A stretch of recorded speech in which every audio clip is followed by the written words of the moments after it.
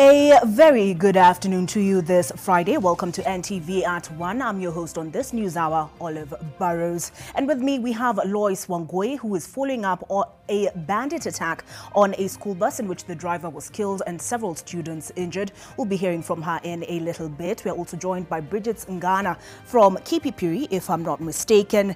There, the majority leader in the National Assembly, Amos Kimunya, is hosting a delegation as Jubilee prepares for its own national Delegates Conference. Speaking of delegates, we are also joined by Vincent Odwor, who is at the Ufungambano House for the NAC Kenya National Delegates Convention. I believe Kalonzo Musyoka is speaking at that particular convention.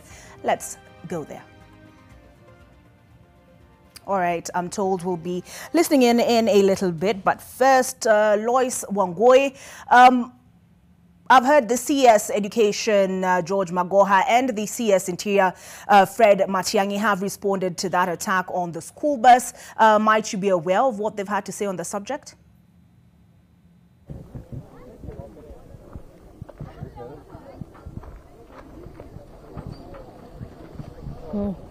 Good afternoon, Olive. The country woke up to sad news of school learners having been attacked from a school trip excursion and on their way home. Now, where we are standing right here is the scene of crime at Chesuman area, placed along the Kerio Valley. Let me start with the statistics. And following that attack, we understand 8 learners are currently admitted at Chesongoch Health Facility. We have 5 girls and 3 boys getting medical attention there at Kapsawar Mission Hospital. Gunshot wounds being attended to, and any moment from now they will be going through orthopedic surgery to try and rescue their lives. At the Moi Teaching and Referral Hospital, we understand 2 other students are also receiving healthcare management. And finally, we have 2 teachers at Medihill group of hospitals in Eldoret. That is to say, the number of those injured and placed in different health facilities within this area are about 14, 2 teachers and 12 learners. So this is where it happened, Olive. And as you can see, this is the vehicle in which the learners used to travel to the neighboring Baringo County for their day excursion. They were there to see Lake Baringo. And as they were heading home at this point, the learners and their teachers were attacked at this particular point. If you can see from the windscreen of this bus, you see where gunshots were melted through, and we understand that the driver of this particular trip or of this particular school lost his life on the spot. After the driver was gunned down, the attackers went on to melt bullets and spray bullets to the other parts of the vehicle, and it is here where learners and teachers would go to sustain some gunshot wounds. This attack happened at around 10 p.m. at night, and the learners we spoke to narrate to us that the attackers went on to spray bullets on them even as they scamped for safety on the floor of this particular bus. Later, the residents of Chesuman came out and in numbers to rescue the learners. Those with gunshot wounds were taken to different facilities, Kapsawar Mission Hospital, Medihill group of hospitals, MTRH, Chesongoch, and all these being efforts by the residents here to try and rescue the lives of the learners in this area. Now, leaders from the region, among them former IG Joseph Boydnet, have come out and called on the government to really sort out whatever is happening within the Kerio Valley. Remember, these episodes of lawlessness and attacks and deaths and banditry and at times cattle rustling has been going on for months now, with the government registering about 70 deaths so far, and these are lives lost between the months of November last year and through up to this moment.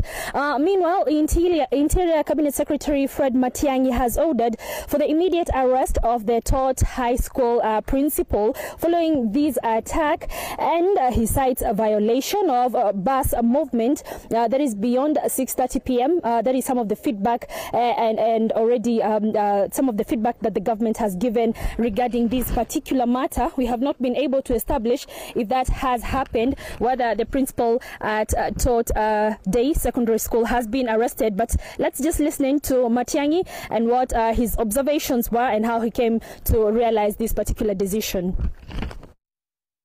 The attack we had on the school bus in Tot last night ought not to have happened in the first place, because that school was in violation of government policy of moving children beyond 6 o'clock at night. The attack took place at 10:30. I've spoken with the Inspector General of Police this morning. You good people in education and the particular TSC will do your job after we have done ours. And I agree with the Inspector General. We will arrest that principal and he has to be prosecuted for violating public policy. Because you see, these things are not in place just for the heck of it. They are there because we want to keep our children safe. Whether our kids are in Nairobi or in Nakuru or in Kisii or wherever they are, no school buses are supposed to be on the road beyond 6:30 in the evening, period. And in an area where we have an operation, it's much more important that we are more careful about the responsibilities that we have and about the safety of our kids. So I want to ask you, Professor Magoa and my colleagues in the Ministry of Education, that we follow these policies very effectively. But that does not mean that we are also not going to pursue the bandits as we ought to. That is reaction from Interior CS Fred Matiangi. Definitely a lot more coming in, and first in this very, very unfair incident. Just to paint for you a picture of what these boys and girls went through. Where we are is literally like the middle of nowhere here in the Kerio Valley. On my right, I can just see hills and bushes and very, very tough terrain. It is literally deserted. It is not one of those places where you will find street lights and many vehicles driving in and out of this place. So I want to imagine it was a very dark night and the kids are trying to drive back to their home after a very exciting day in Baringo, and then all of a sudden there's noise and sound and chaos and pain and deaths. Yes, we'll be coming back to you with much more in our subsequent bulletins with regarding this. Just to note, the driver who was ferrying the students back home lost his life on the spot.